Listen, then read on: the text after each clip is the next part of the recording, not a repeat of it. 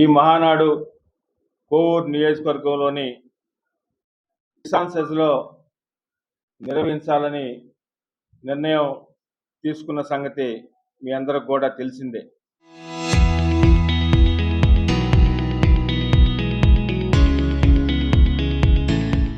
ఈ కిసాన్ సెజ్లో ఏదైతే మహానాడు నిర్వహిస్తున్నామో ఆ కార్యక్రమం పూజా కార్యక్రమం రేపు 10 గంటలకు అక్కడ పూజా కార్యక్రమం కిసాన్ సెజ్లో నిర్వహించబడును. ఈ కార్యక్రమానికి జిల్లా పార్టీ అధ్యక్షులు గౌరవ శాసన మండలి సభ్యులు బీదా రవిచంద్ర గారు, గౌరవ మంత్రివర్యులు రామనారాయణ గారు, పొంగూరు గారు, గౌరవ పార్లమెంట్ సభ్యులు వేమిరెడ్డి ప్రభాకర్ రెడ్డి గారు, కోవూరు శాసనసభ్యురాలు శ్రీ వేమిరెడ్డి ప్రశాంత్ రెడ్డి గారు, అదేవిధంగా జిల్లాలో ఉన్న తెలుగుదేశం పార్టీ ముఖ్య నాయకులు, కార్యకర్తలు, ఎమ్మెల్యేలు, మాజీ ఎమ్మెల్యేలు, మాజీ ఎమ్మెల్సీలు, మాజీ మంత్రులు, తెలుగుదేశం పార్టీలో వివిధ హోదాల్లో ఉన్న ప్రతి ఒక్కరు కూడా ఈ కార్యక్రమానికి ఇచ్చేస్తున్నారు. అదేవిధంగా తెలుగుదేశం పార్టీకి సంబంధించిన మహానాడిని నెల్లూరు జిల్లాలో నిర్వహిస్తున్న సందర్భంలో అసందర్భంగా జిల్లా వైఎస్ఆర్ కాంగ్రెస్ పార్టీ అధ్యక్షులు కాకాని గోవర్ధన్ రెడ్డి మొన్నటి రోజున మీడియా కాన్ఫరెన్స్లో మహానాడులు నిర్వహించుకోండి, నాడు నిర్వహించుకోండి, మీకు ఏమీ రావు, అనవసరంగా అసందర్భంగా ఉత్తర ప్రగల్భాలు పలికారు. మహానాడుతో నీకేం పని? అసలు మహానాడుతో మీకేం సంబంధము? మహానాడు అనేది తెలుగుదేశం పార్టీ కుటుంబ సభ్యుల పండగ. మహానాడు అనేది తెలుగుదేశం పార్టీలో ఏమేమి ఇప్పటిదాకా ప్రజల కోసం చేశాం, ఏమేమి భవిష్యత్తులో చేయాలి, మహానాడులో అందరి ప్రతినిధులతో మాట్లాడి చేసినవేమిటి, ఇంకా ప్రజలకు ఏం మేలు చేయాలి అని అందరితో కూడా మాట్లాడి తీర్మానాలు చేసుకుని ప్రజల భవిష్యత్తు కోసం చేసుకునేదే మహానాడు. ఆ మహానాడు నెల్లూరు జిల్లాలో జరుగుతుంటే నీకెందుకు అంత ఉలిక్కిపాటు? మీకేం పని మహానాడుతో? మహానాడు చేసినా, నాడు చేసినా, జోష్యం చెప్తున్నా, ఛాలెంజ్ చెప్తున్నా, 0 సీట్లు వస్తాయి, ఏమీ రావు. ఏంది 0 సీట్లు వచ్చేది? ఎలక్షన్స్కు ముందు వైఎస్ఆర్ కాంగ్రెస్ పార్టీలో జిల్లా మంత్రివర్యులుగా ఉండి ఈ జిల్లాకు పెత్తనం చేసింది మీరు కాదా? ఈ జిల్లా పెత్తనం చేసింది మీరు కాదా? జిల్లాకు పెత్తనం చేసిన మీ ఆధ్వర్యంలో ఆ రోజు మీరు జోష్యం ఇదే విధంగా చెప్పలేదా? వైఎస్ఆర్ కాంగ్రెస్ పార్టీ జిల్లాలో 10కి 10 గెలుస్తుంది, ఎంపీలు గెలుస్తారు. పాపం శ్రీధరు ఇక్కడ ఉంటే సునాయాసంగా గెలిచేవాడు, అక్కడికి పోయిండు కాబట్టి ఓడిపోతున్నాడు. మీరే కదా జోష్యం చెప్పింది. ఏమైంది ఆ జోష్యం? 10కి 10 సీట్లు పార్లమెంట్ సభ్యులు, మీరు చెప్పిన జోష్యం నిజమైంది. రివర్స్లో 10కి 10 సీట్లు పార్లమెంట్ సభ్యులు, జిల్లా ప్రజలు కూటమి ప్రభుత్వానికి, తెలుగుదేశం పార్టీకి బ్రహ్మరథం పట్టినారు. ఏదో ఒకటోర ఆ తిరుపతి పార్లమెంటు పోయింది. మీరు ఇదే విధంగా ఇదే భాష ఇదే విధంగా మాట్లాడుతుంటే రాబో 2029లో తిరుపతి పార్లమెంటు కూడా మీరు గెలిచే పరిస్థితి ఉండదు. ప్రజలు అన్నీ గమనిస్తున్నారు. ప్రతి ఒక్కరు కూడా జరిగేది ఏంది, జరగబోయేది ఏంది, ఎవరు ఏం మాట్లాడుతున్నారు, మర్యాదగా మాట్లాడుతున్నారా, ఇష్టారాజ్యంగా నోరుందని పెద్ద గొంతు వేసుకొని పెద్దగా అరిస్తే నిజాలు అబద్ధాలు అయిపోతాయా? కావు కదా. ప్రజలకు అన్నీ తెలుసు కదా, ప్రజలు ఎన్ని చూసే కదా. నెల్లూరు జిల్లా ప్రజలు తెలుగుదేశం పార్టీకి బ్రహ్మరథం పట్టింది.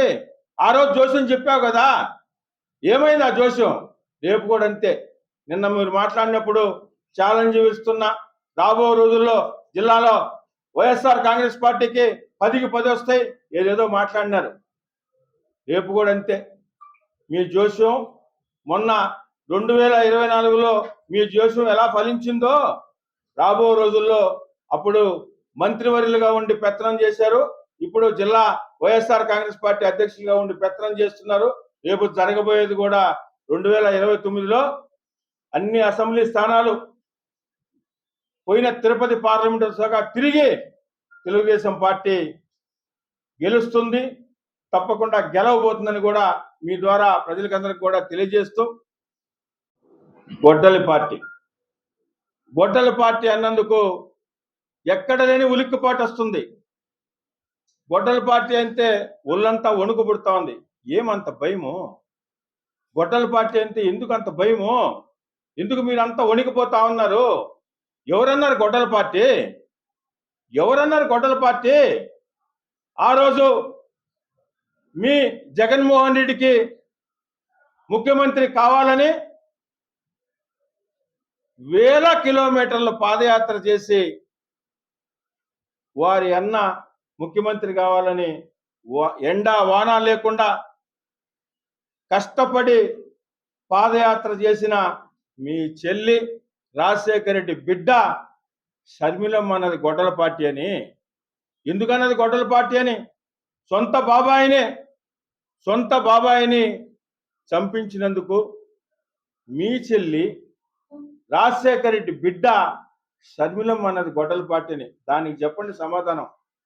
దాని గురించి మాట్లాడండి.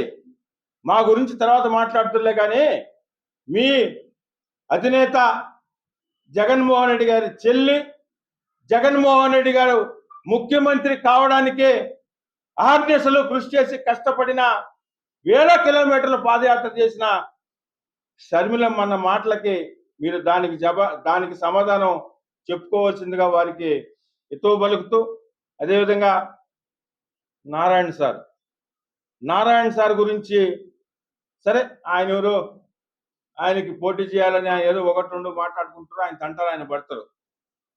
జిల్లా వైఎస్ఆర్ కాంగ్రెస్ పార్టీ అధ్యక్షులుగా, ఒకసారి జడ్పీ చైర్మన్గా, ఒకటికి రెండు సార్లు ఎమ్మెల్యేగా, మంత్రిగా, ఈ జిల్లాలో కొంతమంది రాజకీయ పరిజ్ఞానం ఉందని మీకు అనుకుంటున్న సమయంలో ఏదో రాజకీయ అనామకుడు మాట్లాడితే సరే, కానీ రాజకీయ పరిజ్ఞానం ఉందనుకుంటున్న మీరు నారాయణ సారు చెట్లలో దోపిడని చెప్తుంటే నవ్వుకుంటున్నారు జనం, నవ్వుకుంటా ఉన్నారు నెల్లూరు నగర ప్రజలు.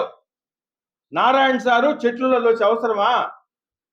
ఈ జిల్లాలో కానీ రాష్ట్రంలో కానీ గౌరవ మంత్రివర్యులు నారాయణ సార్ స్థాయి ఏంటి? నారాయణ సార్ జరుపుతున్న విద్యా సంస్థలు ఏంటి? నారాయణ సార్ సొసైటీకి చేస్తున్న సేవలేంటి? తెలియవా మీకు? ఏదో మాట్లాడాలా, ఏదో ఒకటి బురదల్లాలా, పెద్దగా అరిసి పెద్దగా కళ్ళిట్టు చేసి చెప్తే అబద్ధాలు నిజాలు అయిపోతాయా? ఈ విధంగా అబద్ధాలు చెప్పి పెద్దగా అరిసి అబద్ధాలు నిజాలు కావాలని ప్రయాసపడి 2024 ముందు ఇదే విధంగా మీరు మాట్లాడుతుంటే గుండు సున్నా ఇచ్చారు జిల్లా ప్రజలు. ఇలాంటి భాష మాట్లాడుతుంటేనే, ఇంత పెద్దగా అరుస్తుంటేనే జిల్లా ప్రజలు ఎప్పుడూ లేని విధంగా, చరిత్రలో లేని విధంగా గుండు సున్నా ఇచ్చారు మీకు రాబోయేది కూడా మళ్ళా గుండు సున్నానే. ఈ జిల్లాలో తెలుగుదేశం పార్టీ అత్యంత బలంగా ఉంది. రాబో 2029లో కూడా తెలుగుదేశం పార్టీ 10కి 10 స్థానాలు, మొన్న తప్పిపోయిన తిరుపతి పార్లమెంట్తో సహా అన్ని గెలవబోతున్నాం. రాజకీయాల గురించో ఎలక్షన్స్ గురించో మహానాడులు ఉండవు.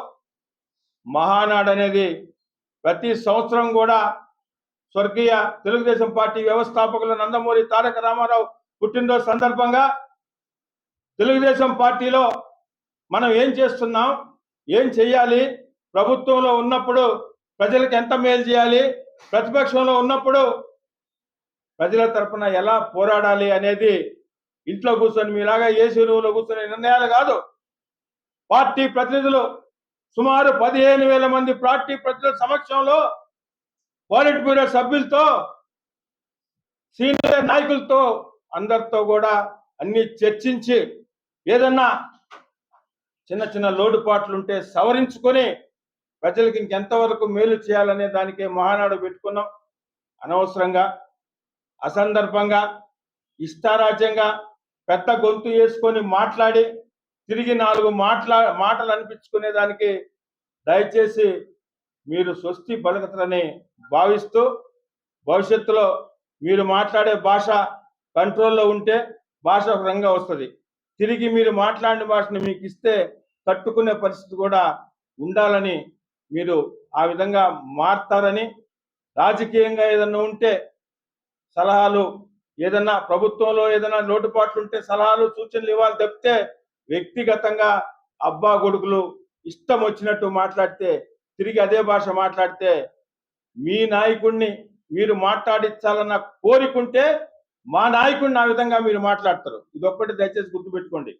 మీ నాయకుడిని మా దగ్గర మీరు మాట్లాడిన భాష మాట్లాడించాలా అనే కోరికలు మీకుంటే మీరు అదే భాష మాట్లాడితే మీ నాయకుడిని కూడా అంతగా రెట్టింపుతో మాట్లాడాల్సి వస్తుందని కూడా మీకు హెచ్చరిస్తున్నామని గోవర్ధన్ రెడ్డి గారికి తెలియజేస్తున్నాం. ప్రారంభమైన మహానాడు మొదటి 2 రోజులు 27, 28 తారీఖుల్లో మొదటి 2 రోజులు కూడా 15,000 నుంచి 16,000 ప్రతినిధులు ఉంటారు. వారు కాక జనరల్ గా 10-15 మంది ఇటు తెలుగుదేశం పార్టీ కుటుంబ సభ్యులు ఉంటారు.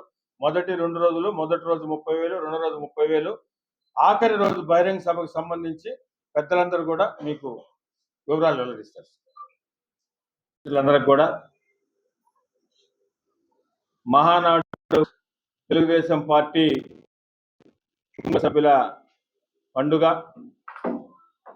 పార్టీ ఆవిర్భవించిన తర్వాత మొట్టమొదటిసారిగా నెల్లూరు జిల్లాకి మహానాడుని నిర్వహించే బాధ్యతని నెల్లూరు జిల్లా పైన పెట్టడం జరిగింది. మహానాడుని నెల్లూరు జిల్లాకి కేటాయించినందుకు తెలుగుదేశం పార్టీ జాతీయ అధ్యక్షులు గౌరవ ముఖ్యమంత్రి శ్రీ నారా చంద్రబాబు నాయుడు గారికి, అదేవిధంగా తెలుగుదేశం పార్టీ జాతీయ కార్యనిర్వాహక అధ్యక్షుడు శ్రీ నారా లోకేష్ బాబు గారికి, నెల్లూరు జిల్లా తెలుగుదేశం పార్టీ నాయకులు కార్యకర్తల పక్షాన ప్రత్యేకంగా మరొకసారి ధన్యవాదాలు తెలియజేస్తూ, ఇప్పుడు వాళ్ళకేం పని ఉంది? కూటమి ప్రభుత్వం అధికారంలోకి వచ్చిన తర్వాత ఒక పక్కన డెవలప్మెంట్, రెండో పక్కన సంక్షేమ పథకాలు, మూడో పక్కన అమరావతి రాజధాని డెవలప్మెంటు, 4 వైజాగ్లో మీలాగా మీ సొంత కోసం గెస్ట్ హౌస్ కట్టించుకోకుండా యువతకి యువనేత గౌరవ మంత్రివర్యులు నారా లోకేష్ గారు ఈ ఆంధ్రప్రదేశ్లో యువతకు ఉద్యోగాలు ఎక్కువగా రావాలనే ఒక మంచి ఉద్దేశంతో ఎన్నో ఇండస్ట్రీలు తీస్తున్నారు. వారి పని ఇంకా ఉన్నది ఏం చేయలేరు కదా, ఏం మాట్లాడడానికి ఏం లేదు. ఏదో ఒక ఇష్యూలో ఖాళీగా ఉన్నారు కాబట్టి ఏదో ఫంక్షన్ హాల్లో కూర్చొని తంటాలు పడుతున్నారు సార్. జనవరి పరిస్థితులు లేదు సార్.